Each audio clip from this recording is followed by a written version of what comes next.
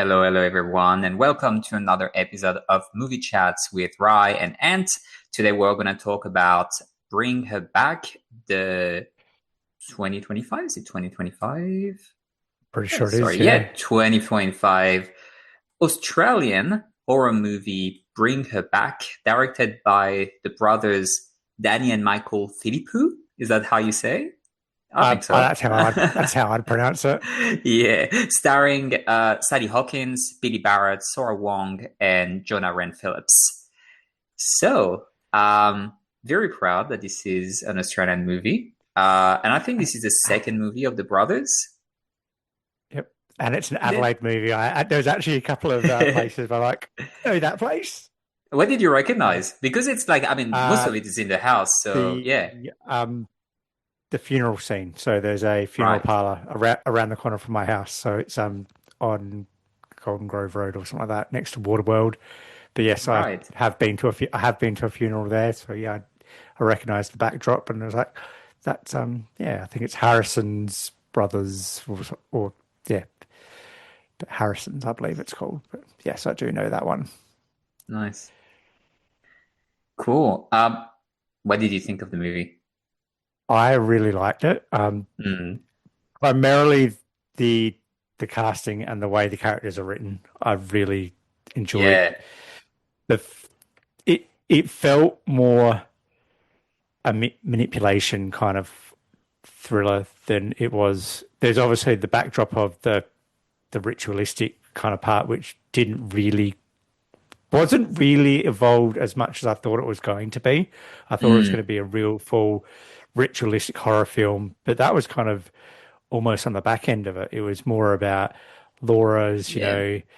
she's very gaslighting towards Andy. She manipulates him to make him feel that this is what She, she, she's an infuriating character. She right, infuriated me so bad because just she's from the so, get-go. yeah, from the get, and she's so well written. I mean, and she has this, she's manipulative, but she also has this motherly quality to her when she's like, I mean, she kills Andy, spoiler alert, Yep, and she holds his head in the water and is like, shh, it's okay, it's okay. It's like you're killing someone and you have this reassuring, tone about you. And this is what she does throughout the entire movie of this motherly figure warm. And the next scene, she's doing something absolutely horrible. Oh, right, yeah, but it was even from the first their kind of first interaction where he's on his phone and she's like, I can't remember what she says, but are you okay there, mate? You're sitting there with your arms crossed and you've got your phone and you don't want me to be there. It's like, oh, it's like I've worked for people like that who are just they're just condescending and yeah. they use their age against you and it's just like, oh, it's just yeah. I She is she abusing was age. yeah. Yeah. Oh, but yeah, she was very, very good at that, and just a very well written character. And it was almost there were times where, especially in the scene where she's talking about her daughter Kathy. I think there's the Mm. scene where it's after the night party and she's back to back with Andy. You actually do feel some sorrow and empathy for her. You I feel know like, oh, you you feel heartbreak. She's gone through this you feel it heartbreaking. for the two characters, and this is what it flip flops so well because they have been to a funeral, and she has been very pushy for him to kiss his father, which is weird. And then she does it herself as well. She kisses him when she doesn't know him at all. It's weird, weird, super weird. And they can't really say anything because he's not even 18, he's 17 and he's in her care and he needs somehow her not to say bad things about him. So then he can be the guardian of Piper when he turns 18. And then the next scene, she's like, "Oh, what do you like to do?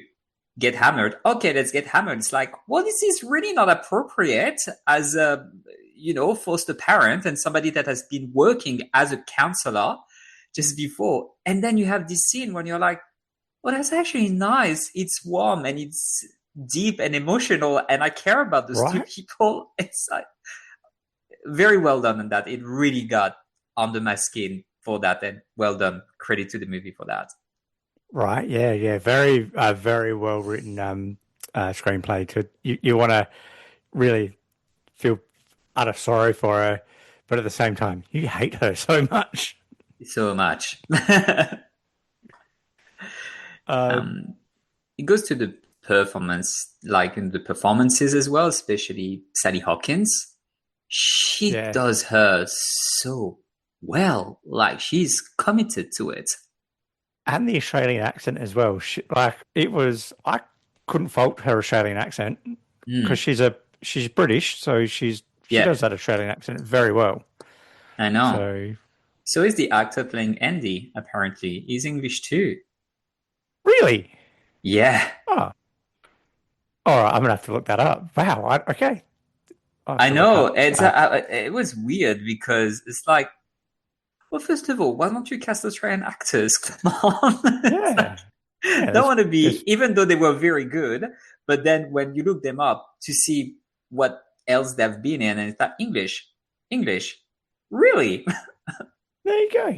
All right, yeah, I did that with a movie I watched recently, and so it's he's a big, beefy, burly, U.S. Marine. And so I was Mm. watching an interview on him and his apartment. It's like, oh, I didn't. You wouldn't have picked that. Um, so yeah, the kids do really great jobs. Obviously, Piper, who Mm. I think Piper gets the MVP for me because she's just that little girl did such a great job. And she's obviously blind in real life as well, but she's She's what a yeah, apparently vision impaired in real yeah life, but she does it very that th well. that third act where she spoiler gets away. So Yeah. she has the I guess she has what is called a Pyrrhic victory, where she wins but she loses, if that makes sense. So E- she gets away, but de- she's lost everything. Definitely. Oh, definitely. I have a few gripes with that actually. All Um, right, please.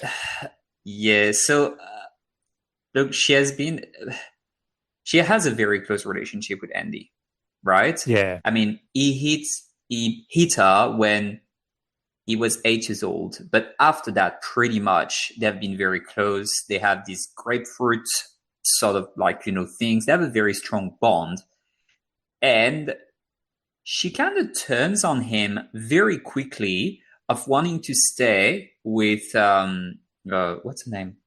Oh, I lost her name. Laura. With Laura, and Yep. for him to go, and she really believes, oh, it smelled like you, and you hit me in my sleep.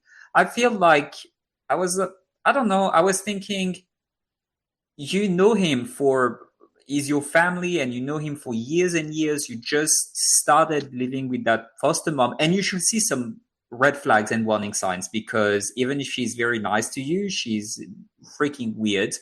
And Mm. you should see that through, but you choose to stay with her over your brother. That I was like, I'm not sure. That doesn't connect for me. There is something that is a bit, mm. and Maybe they needed to play on the manipulation of Laura to Piper a little bit more yeah, I think because they so. Like, to go a bit deeper for her to have something where, like, no, I'm actually very scared of Andy, because here there is something, there is no doubt. I was not just half asleep or like in my sleep and I smelled the odor of the body spray. Maybe it was him, maybe not. And she's saying to me a few things about him. And that's it. That's enough for her to turn. I didn't feel that was enough. I felt like, okay, well, you need that for the plot to actually move forward, not yep, something that felt like a genuine human yeah, reaction. That was my yeah, first, that's my first gripe with it. yeah. And the second one, the climax when they are in the pool and Laura is trying to drown Piper felt a little. It's not the climax that I wanted, because Okay, she's vision impaired. She's in a position where, look, she can't really win. She's gonna drown her. And just because she's screaming out, Mom, she appeals to her grieving mother persona, and she stops. I felt this is not really in character. I mean, she's going very far to do that ritual. I don't feel that this is enough for her to be like, oh, my God. And here, I'll let you go. And then it's like, it's a house out of nowhere and there is a car passing by. Oh, very lucky. Yeah. And Um, I, yeah, I don't know. I was not a fan that Andy dies and she kills him. I feel like, yeah, oh no, that was he needed, I wanted him to have his revenge. I wanted right. him Yeah, I, to, I had to I had to rewind it because because you see that obviously she's slams into Wendy full force. Poor Wendy, by the way. Wendy did that nothing was wrong. a whoa. And then you're seeing Andy on the ground. I had to rewind it to see, oh shit, yeah, she got them both. It's like Yeah. I that really because that was it's a win, but it's a loss. It's like it's Mm. a at least Piper's got away and you know, Piper's safe, but she's lost like Andy. Andy's her person. Yeah. Now she's got no one. So it's like that was there. That was yeah, I got quite a bit of a shock when he died. I didn't hate the ending too much. I thought it was that climax in the pool. I thought it was Piper's wanting to do what she can to get away, and so she's Yeah. like going back on the bit where Laura said to her earlier in the movie, you can call me mum if you like, and Piper's Yeah. very Which reluctant because was she's like, oh with that first red flag. It's like a few days in or a yeah, few, and call me mom. yeah, No, I think I'm gonna be okay. yeah, um, and yeah. so So I think she did that so she could that would kind of get Laura to go, oh, and so she'd release a little bit, and that kind of helped her get I away. think so. I was okay with that. So I'm okay with it. It's not that it doesn't make sense. It just felt that you know what I wanted. What I really liked is when Piper throws something in her face and it hurts her. I yeah, think I rewinded that part because I'm like, yes, I want this character to hurt, and I just wanted Andy to at least punch her, maybe not kill her, punch her yeah, very hard in the face. right, yeah. I would have liked. Um, Not there's condoning something. violence against No, women. absolutely not. Um, need to talk about the gore because the gore level of this film was Yes. so good. I had to look away a few times, Mm. especially when Ollie's chewing on the knife. I'm like, oh my god, Oh, how good I was think that? that And then was when he's on the table. and then when he's chewing the table, oh, that just I've got a thing with teeth. So teeth is Mm. my thing. I remember when we talked about Wolfman, I think it was one of the Mm. teeth. Teeth is one of my things that I just can't do. So when he's chewing it and all the teeth are coming out, oh my God, disgusting. uh, And y- it was, but a good, it was good disgusting. the practical effects in this movie are so good. It's Oh, so good. very, very good. One thing, my gripe was that I had to kind of rewatch it a little bit today. I don't think they did enough about the ritual because it was all about how, like, I've been reading some like Yeah. Wikipedia plot, and I'm like, I don't remember that happening, and it was all on the VHS. So if you're not really paying attention to those VHS Mm. parts, you're not really knowing the the demon that's living in that little boy, and it's a demon called Tali, and Mm. Tali's a female, and that's when apparently when Ollie's outside the ring of the the circle around the house the first time, Laura says, "What is she doing outside?" Because obviously the demon's already in the body, and Mm. so those little things I thought. I think if they just tweaked on that a little bit more, Mm. that would have just improved that for me. I thought that they needed to improve on that the ritualistic part of it just a little bit Yeah. more. That Yeah. it would have tightened up the narrative just a bit better for me. Mm. Yeah. Yeah. True. Um, Cool. cool. Yeah. Do you have I anything did. I else? did. Yeah. Another thing that I really liked was how there was a scene to Terror where she's obviously Ollie's screaming and whatnot, and she's got the VHS going, and then she puts on like the Veronica's Untouched, and it's just, she's got pop songs going in the background while all this horror stuff's going on in her room, and then she's got this very Yeah. unhorror kind of song going on. It's just I found that quite amusing. I Oh like that. yeah. Oh, she's very far gone. Like, Oh, quite. Um, yeah, I think I've exhausted everything I wanted to write. Yeah, should we get into our Cool. scores for today? Let's do that. Should I start? Go for it. I would give it a 3.5 out of 5. I liked it. I think it's very good. It has some very good parts. It's well written. It's well acted. I had a few gripes in the storytelling towards the end. Minor. I didn't hate it. I think it could have been a bit better.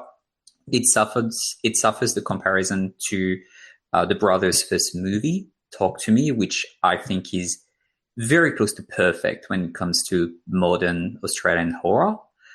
This one I thought was slightly under, but still a very good follow-up for the second film. I mean, I'm really, really looking forward to seeing what else they will do with their career. Say 3.5 out of 5. How about you? I'm going to give it a 4. I really, really liked it. I thought if they just tweaked up that little kind of the narrative of the adding a little bit more about the ritualistic, I probably would have given it a 4.5. But I think it Mm, just had, yeah, they didn't. So, but I really liked it. I thought the performances were great. Yeah, the practical effects were amazing. Just, yeah, it was a very strong recommend for me. yep. Cool. Alrighty. All Well, right. thank you for listening. Um, as usual, please like, comment, follow us, and we'll see you next week.